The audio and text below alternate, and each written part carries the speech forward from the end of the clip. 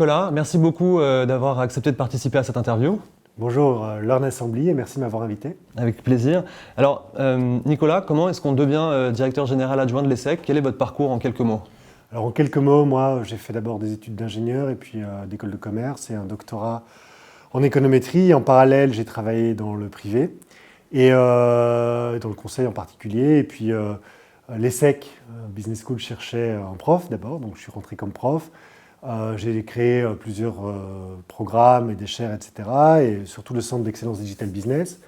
Et puis, comme je m'occupais de coordonner toutes les activités sur la transformation digitale, Jean-Michel Blanquer, qui était à l'époque notre directeur général, m'a dit « Mais Nicolas, tu dis à tout le monde comment faire la transformation digitale, pourquoi est-ce que tu ne viendras pas la faire pour nous au sein de l'école ?» Donc j'ai été nommé Chief Digital Officer de l'ESSEC. Et donc je suis rentré dans l'équipe dirigeante de l'ESSEC. Et depuis, ça c'était en 2015, et donc depuis, j'ai évolué jusqu'à devenir aujourd'hui directeur général adjoint de l'ESSEC depuis 2 ans à peu près. Alors du coup, Nicolas, entre le moment où tu étais étudiant et les étudiants que tu as aujourd'hui en face de toi, qu'est-ce qui a changé ou qu'est-ce qui n'a pas changé? Alors moi, je pense en fait que fondamentalement, les étudiants eux-mêmes n'ont pas changé. J'ai même envie de dire, n'ont pas changé depuis un siècle, depuis Jules Ferry ou d'autres référents de ce type-là. Par contre, c'est le contexte qui lui a changé. Bien sûr, la mondialisation, l'internationalisation des cursus du monde de l'économie et la digitalisation, en particulier pour l'enseignement. Moi, je commence très souvent mes cours par qu'est-ce qui a tout changé? Internet. Pourquoi? Alors, je discute un peu avec les étudiants. Le fait que toutes les sources sont dorénavant accessibles 24 heures sur 24, et que Wikipédia, par exemple, pour ne prendre qu'un exemple, a un niveau de qualité qui est comparable à celui d'une encyclopédie généraliste, mais en plus sur beaucoup plus de sujets. Et en plus, ça veut dire aussi quelque chose sur l'attention des étudiants eux-mêmes, qui sont en permanence en train de regarder sur Internet. Et alors, du coup, une question que moi je pose souvent aux étudiants, c'est mais dans ce contexte, à quoi sert encore un professeur? À quoi sert encore une école de commerce, en particulier, d'une manière générale, une grande école, une institution académique? Et du coup, c'est intéressant parce que ça les fait réfléchir sur fondamentalement qu'est-ce que nous on peut apporter dans un monde digital. D'accord. Et du coup, comment eux perçoivent ce nouvel environnement? Est-ce qu'ils le perçoivent? Est-ce qu'ils le craignent? Est-ce qu'au contraire, ils se sentent préparés et prêts pour se lancer dans cet environnement qui est plus instable, où les carrières sont moins linéaires qu'avant? Comment ils réagissent face à ça? Surtout en sortant parfois de prépa ou de cursus initiaux où les choses ont été quand même assez cadrées, assez carrées. Je pense que la perspective historique, d'une manière générale, c'est plutôt quelque chose qu'on a quand soit on s'intéresse au sujet, soit avec l'âge. Donc je pense que les étudiants qui rentrent dans leur carrière, ils ont plutôt une approche qui n'est pas tellement historique, mais plutôt contextuelle. Qu'est-ce que je dois faire aujourd'hui pour avoir la carrière que je veux, qui respecte les valeurs que je veux? C'est peut-être un élément de différence, d'ailleurs, je pense, par rapport à mon époque. Je pense que la question du sens, des valeurs, est plus importante aujourd'hui qu'elle ne l'était, par exemple, quand moi j'étais étudiant. Mais bon, je pense que ça va, ça vient. Je pense que la génération de mes parents était beaucoup plus engagée que ma génération à moi, par exemple. Et je pense que la génération actuelle est beaucoup plus engagée que la génération précédente. Voilà, c'est des cycles. Donc il y a la question du sens. Et puis, de nouveau, ce monde plus bruyant, plus compétitif, je pense qu'ils ressentent beaucoup plus une urgence que ce que nous pouvons avoir. Il y a bien sûr la question écologique, par exemple, on a parlé des valeurs, mais aussi dans leur propre carrière, ils se rendent bien compte que tout va beaucoup, beaucoup plus vite qu'avant. Et donc, comment s'emparer de cette urgence? D'accord. Et alors, du coup, l'entrepreneuriat est une des filières qui se développe le plus. Beaucoup d'étudiants deviennent entrepreneurs. L'ESSEC a lancé un certain nombre d'initiatives que je vais te laisser décrire sur ce sujet-là. Voilà, comment aujourd'hui cette montée de l'entrepreneuriat arrive? Est-ce que c'est la montée de l'entrepreneuriat ou est-ce que c'est l'envie d'être plus entrepreneur, y compris dans des jobs salariés? Comment tu décryptes cette tendance et ce phénomène? Alors déjà, il y a des cycles, ça on le sait quand on regarde l'enseignement supérieur, entre par exemple les jobs classiques de type consultant en management ou en stratégie, la finance et l'entrepreneuriat. On voit qu'il y a une alternance souvent entre les deux. Alors aujourd'hui, l'entrepreneuriat à l'ESSEC, en quelques chiffres, ça donne quoi concrètement? Alors quand on demande aux étudiants de l'ESSEC spécifiquement s'ils sont intéressés par l'entrepreneuriat, en général, grosso modo 50% d'entre eux disent qu'ils sont intéressés par l'entrepreneuriat. C'est intéressant de comparer ça par rapport aux jeunes en général.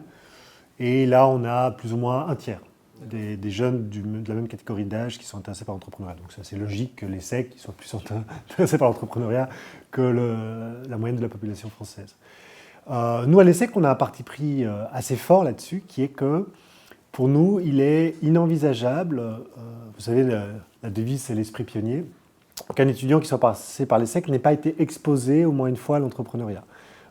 Étudiants participant d'ailleurs aux formations d'entreprise, on pense que l'entrepreneuriat est une excellente école de l'entreprise d'une manière générale, même si vous ne vous destinez pas à être entrepreneur ou intrapreneur. Pour les raisons que j'ai dites précédemment sur le fait que le monde va beaucoup plus vite. Et en fait, la boîte à outils intellectuelle de l'entrepreneur est beaucoup plus adaptée à la manière dont le monde évolue, que ce soit pour la réflexion au niveau des modèles économiques, de l'organisation, du mode agile. C'est quelque chose qui correspond beaucoup plus à ce que toute entreprise doit dorénavant se poser comme question. Et pour ça, l'entrepreneuriat est une des meilleures écoles de la vie en entreprise. D'accord. Et du coup, comment ça se transcrit dans les enseignements de l'ESSEC, dans l'évolution de la pédagogie? On parle du mode projet. Quelles sont les initiatives que vous avez pu lancer et qu'est-ce que ça a comme impact, comme perception sur les étudiants eux-mêmes, qui parfois n'ont pas l'habitude, et sur le corps enseignant, les vacataires qui participent, qui font partie des équipes pédagogiques? Alors bien sûr, nous à l'ESSEC, depuis longtemps, on a mis en place le learning by doing, le fait d'apprendre en pratiquant, en faisant. Pour l'entrepreneuriat de manière spécifique, on a la filière entrepreneuriat qu'on est d'ailleurs en train de rénover cette année. On a une équipe qui va complètement remplacer l'ancienne équipe. Il y a des cycles aussi là-dessus. On a par exemple aussi le Startup Shaker dans la période initiale, donc le moment où ils arrivent dans la grande école. Pendant une semaine, pendant plusieurs jours, ils vont avoir une espèce de hackathon très, très, très intensif sur des logiques de start-up. Donc il y a toute une série de petites choses qui fait que les étudiants sont effectivement exposés à l'entrepreneuriat. L'impact du coup, sur la dynamique, elle est cette logique de lean, minimum viable product, de l'effectuation, de très rapidement tester des choses et de leur apprendre à très rapidement tester leurs idées plutôt que d'en parler, essayer de vendre l'idée et de la mettre face au marché, d'une part. Et en fait, c'est bien relié à cette logique de learning by doing, où même si ce n'est pas sur des problématiques d'entrepreneuriat, effectivement, ils vont travailler sur des logiques projets, en groupe, en collectif, pour essayer d'apprendre et de mettre en pratique ce qu'ils ont vu en cours. Mais finalement, quelle est la différence par rapport aux études de cas, au fonctionnement des études de cas qui est dans les business schools depuis déjà les années 70, 80? Qu'est-ce qui a changé par rapport à ce format-là, qui est assez classique? Alors une étude de cas, ça n'est jamais que lire, par exemple, la description d'un cas d'entreprise. Ce n'est pas de la pratique. Le learning by doing, c'est tout autre chose. On peut avoir un cas pratique d'entreprise, mais donc, par exemple, ça va être des étudiants qui vont travailler sur des vraies données d'entreprise ou qui vont travailler vraiment sur le terrain dans un grand magasin pour comprendre comment. Donc, c'est un cas pratique, mais c'est complètement expérientiel. C'est faire. Et alors, ce contact avec le marché, très souvent, la réalité du terrain. D'accord. Et alors du coup, est-ce qu'aujourd'hui, les business schools vivent dans un monde très encadré, très réglementé, avec des systèmes d'accréditation, des classements? Je viens de voir ton tweet sur le classement du Financial Times, bravo du coup. Est-ce qu'aujourd'hui, l'écosystème des business schools évolue dans ce sens-là? Est-ce qu'aujourd'hui, le learning by doing permet de gagner des points dans le ranking du Financial Times, ou est-ce qu'on est encore sur des critères qui sont un petit peu dépassés? Je prends le Financial Times, mais le classement Shanghai, voilà, tout cet écosystème des accréditations qui a un énorme impact aujourd'hui sur le recrutement des étudiants et la notoriété.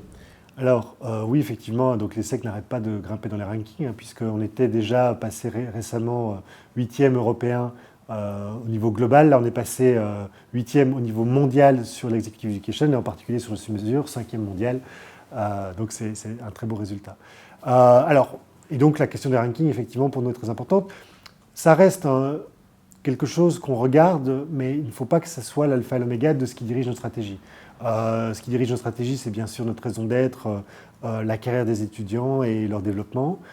Les rankings ne sont jamais qu'une mesure dans ce cadre-là qu'on doit regarder. Alors, est-ce que la mesure est bonne? C'est une très bonne question. D'une manière directe, non, le learning by doing n'a pas d'impact sur les rankings. Par contre, comme il y a des mesures de satisfaction des participants, dans plusieurs rankings, en particulier là, le ranking du sur-mesure C'était beaucoup des satisfactions des entreprises. Est-ce que la formation est pertinente et appropriée? Pour le coup, aujourd'hui, de proposer à quelqu'un une formation qui soit purement descendante, ça ne va pas du tout. Vous êtes bien placé pour le savoir, chez Assembly. Donc il faut que ça soit quelque chose qui soit orienté projet, participatif, expérientiel. Et donc c'est là en fait où ça remonte, mais d'une manière indirecte. D'accord. Et oui. Si je peux rajouter quelque chose sur les accréditations, elles, commencent à s'y intéresser de vraiment très très près.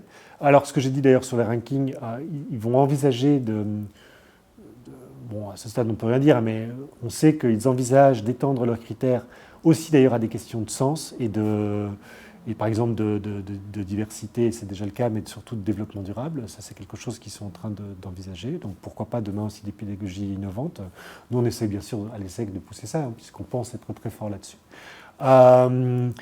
Mais du côté des accréditations, par contre, c'est effectivement quelque chose qui est regardé, en sachant que de toute façon, pour moi, l'innovation pédagogique, ça doit être un moyen, pas une fin. On n'est pas là, on n'innove pas pour innover. Donc l'innovation, elle est au service de la pertinence et de notre capacité à servir effectivement, moi je dis souvent, de rampe de lancement pour les étudiants.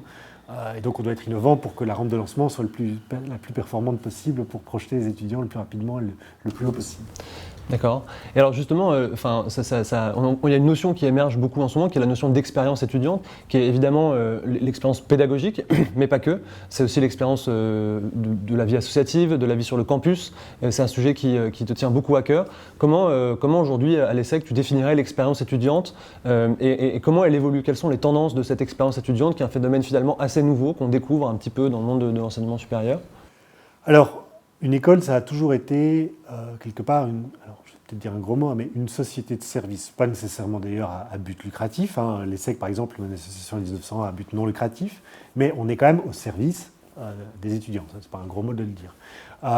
Et on sait très bien que de plus en plus, les entreprises spécialisées dans le service passent dans l'expérience. Voilà. Donc en fait, une école, quelque part, même si c'est un cas très particulier, n'échappe pas en tout cas à cette tendance-là.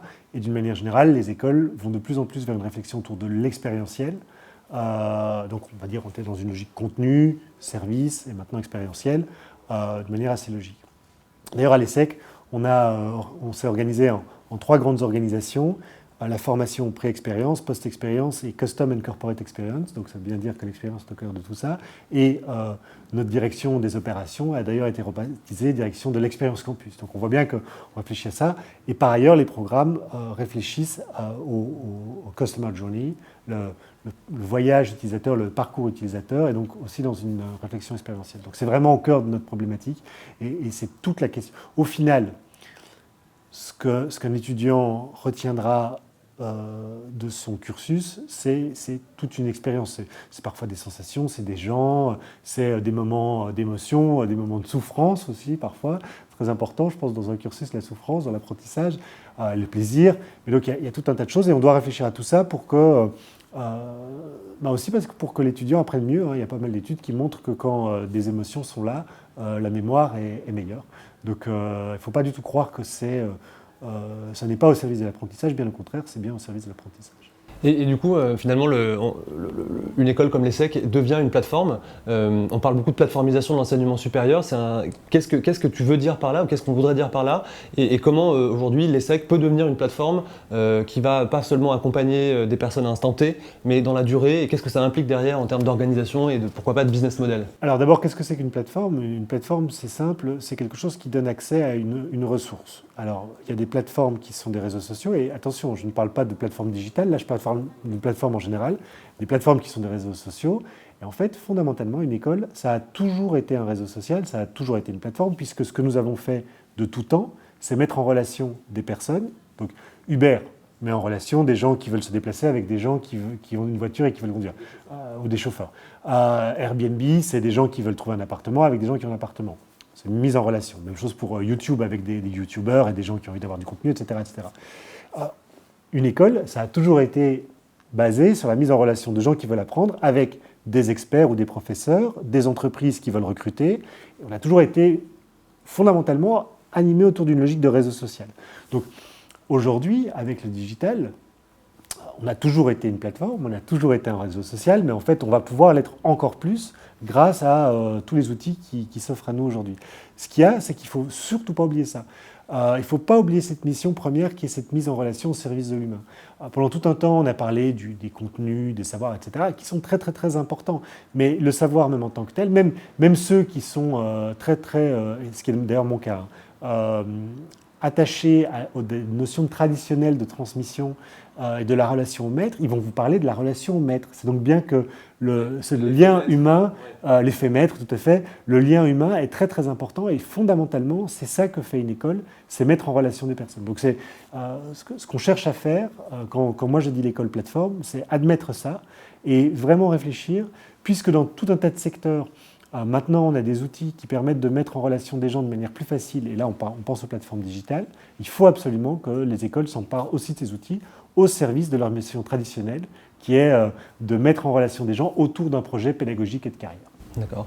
Et est-ce que demain on peut imaginer, au-delà des formules d'alumni qui sont assez connues, être finalement une plateforme de formation continue à destination des étudiants, que finalement les étudiants de l'ESSEC le soient toute leur vie? Qu'est-ce que ça implique sur le lien entre l'executive education, la formation initiale, jusqu'où on pourrait aller demain si on se projette à 10-20 ans? Mais nous ne devons pas attendre demain d'ailleurs, puisque Learn Assembly est bien placé pour savoir que vous nous avez aidés, vous nous avez accompagnés sur la création de campus numérique augmenté.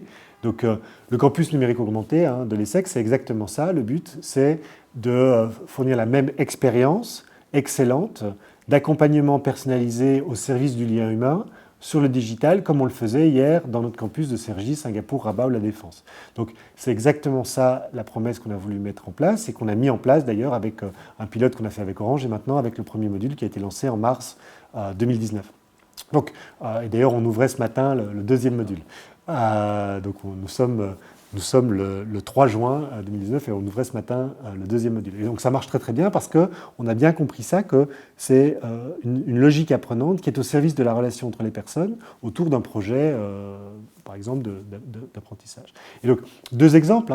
On a une étudiante qui est en formation initiale dans la grande école, qui doit faire son stage à l'étranger parce que les cursus sont de plus en plus internationaux. Elle est en Afrique du Sud, elle pourra faire son fondat de marketing avec le même niveau d'accompagnement, le même niveau de suivi, le même niveau d'émotion que si elle avait été à Cergy. Encore plus intéressant, vous parlez de formation continue, un cadre, disons, de chez Airbus. Hier, il aurait fait le MGO. Donc le MGO, c'est le Management Général des Organisations. Merci, oui, le Management Général des Organisations, donc, qui est un diplôme RNCP niveau 1, qui permet à des gens de continuer à évoluer dans leur carrière de cadre. Et donc ça veut dire qu'il aurait pris sur son temps de travail ou sur son temps de vie privée. Bien, dorénavant, il pourra le faire avec le même niveau de suivi, le même niveau d'accompagnement, le même niveau d'excellence, le même niveau des profs aussi, et le même lien avec les autres participants, depuis chez lui ou depuis son travail. Et c'est très intéressant en fait, parce que qu'est-ce qu'on voit? C'est que les formations initiales deviennent de plus en plus professionnalisantes. Et le travail, l'importance dans le travail de la formation continue est de plus en plus ancrée et de plus en plus important. Il faut continuer à se former tout au long de la vie.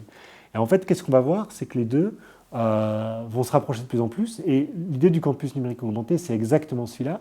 On nous demande, oui, mais en fait, est-ce que c'est un programme de formation continue? Est-ce que c'est un programme de formation initiale? Et moi, je réponds, c'est un campus qui fournit une expérience complète et qui va couvrir l'entièreté de nos programmes. Donc demain, un Erasmus, un étudiant en première année, un MBA et quelqu'un en exec-ed pourraient se retrouver ensemble et travailler ensemble sur un projet, faire du learning by doing en ligne. Est-ce que c'est quelque chose qui serait envisageable peut-être? Alors, c'est quelque chose qu'on fait. Donc de nouveau, en fait, on apporte sur le digital maintenant la même expérience que ce qu'on fait en présentiel. Et donc c'est quelque chose, ce genre de logique de mixage des générations, par exemple, ou des programmes, c'est quelque chose qu'on fait déjà en présentiel. Et maintenant, on va pouvoir le faire sur le distanciel aussi, grâce au digital. Attention cependant, je pense que c'est bien d'avoir des moments où les gens sont entre pairs et travaillent sur des projets communs, spécialisés, et puis des moments où c'est des gens qui viennent d'horizons complètement différents, mais peut-être d'une même tranche d'âge, et des moments avec des... Je pense que c'est vraiment l'hybridation et la mixité qui va amener la richesse. Il ne faut pas nécessairement que systématiquement tout soit mélangé. Je pense qu'une certaine aussi forme de spécialisation, par moment, permet d'aller plus loin sur certains sujets. Est-ce qu'aujourd'hui, les étudiants sont prêts à se former de cette manière-là? Est-ce qu'il y en a qui sont plus ou moins conservateurs? On parle d'apprentissage pair à pair, d'informel, de tutorat, d'apprentissage entièrement en ligne. Voilà, comment ils réagissent un petit peu à ces nouvelles offres que vous leur proposez? Alors moi je pense qu'en fait, il ne faut pas penser qu'il y a un étudiant monolithique qui aurait un type d'usage et un type d'envie. Je pense qu'en fait, il y a plusieurs étudiants et le même étudiant, selon les cas, peut avoir des façons d'apprendre qui sont différentes selon les contraintes ou les envies qu'il a. Donc, très concrètement, je pense que certains étudiants, parfois, préféreront du présentiel et même parfois même des cours de type conférence ou descendante. Et peut-être le même étudiant ou quelqu'un de complètement différent préférera du distanciel en interactif ou pas, du peer learning ou pas, du social learning ou pas. Tout dépend à la fois du fond, de la forme, du contexte et de la personne. Je prends l'analogie souvent avec le domaine des services, par exemple le bancaire. Il y a des gens qui préfèrent avoir quelqu'un de vrai en face d'eux quand ils ont un problème, et d'autres qui préfèrent interagir directement sur le digital, par exemple par chat. La réponse n'est pas la même. Si vous voulez une réponse directement, moi par exemple, le samedi soir, je suis dans mon canapé devant la télé, j'ai besoin d'un truc, je préfère avoir un chat plutôt que devoir attendre lundi matin pour avoir quelqu'un en face de moi. Par contre, si j'ai un problème un peu compliqué et que je ne suis même pas bien sûr de savoir exactement ce que je veux, avoir une vraie personne en face de moi qui va pouvoir m'aider, ça peut aider. L'apprentissage, c'est exactement pareil. Il y a des moments où vous voudrez l'un, des moments où vous voudrez l'autre. Il y a des personnes, et ça n'est pas nécessairement lié à l'âge, souvent on croit que les jeunes sont plus digitaux et les vieux sont plus traditionnels. Moi, mon expérience, c'est que c'est même plutôt le contraire.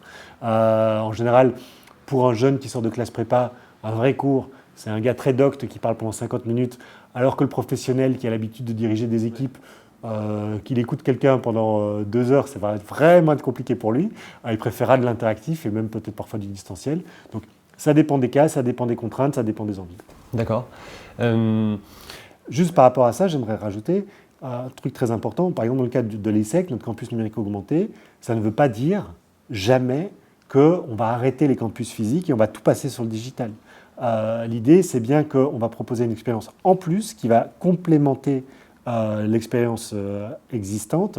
Et maintenant, les étudiants vont pouvoir choisir de faire tout l'un, tout l'autre, en partie l'un, en partie l'autre, etc. Et du coup, quel impact ça a sur vos business models? L'ESSEC est très premium, avec des prix qui sont élevés. Alors, tout dépend de quel point de vue on se place. Par rapport aux États-Unis, pas forcément. Par rapport Non, mais tout est encore une fois une question de culture. Mais en tout cas, voilà, on parle il y a une sensibilité au prix dans l'éducation, dans la formation qui est forte. Il y a aussi des biais culturels.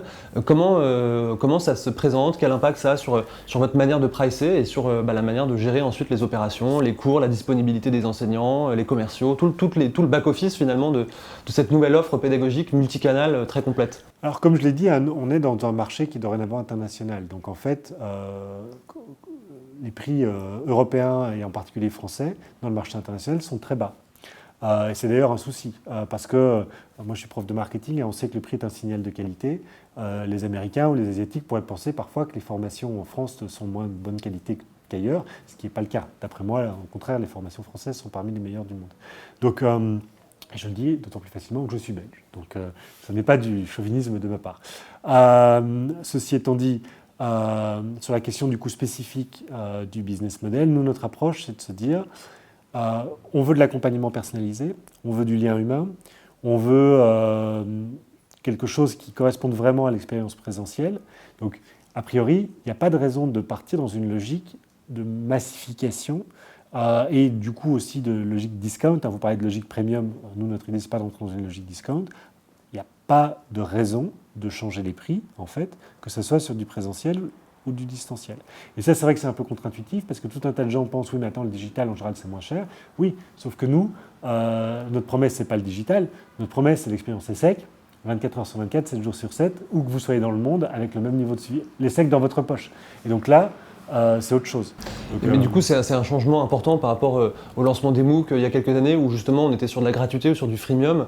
Donc du coup, c'est un pivot, pour reprendre des termes entrepreneuriaux, qui est quand même important. En fait, vous avez raison si vous pensiez que notre business model, c'était les MOOC. Mais de notre point de vue, ça n'est pas un pivot. De notre point de vue, aller vers des MOOC, c'est ça qui aurait été le pivot. Puisque nous, on a toujours été un réseau social plateforme. On passe sur le digital, on reste sur le même business model, et donc on reste sur cette logique premium d'excellence académique, une certaine forme de sélectivité et donc un prix qui correspond à tout ça. Nicolas Glady, merci beaucoup d'avoir joué le jeu, de s'être prêté à cette interview. Merci beaucoup. Merci à vous. À bientôt. À bientôt.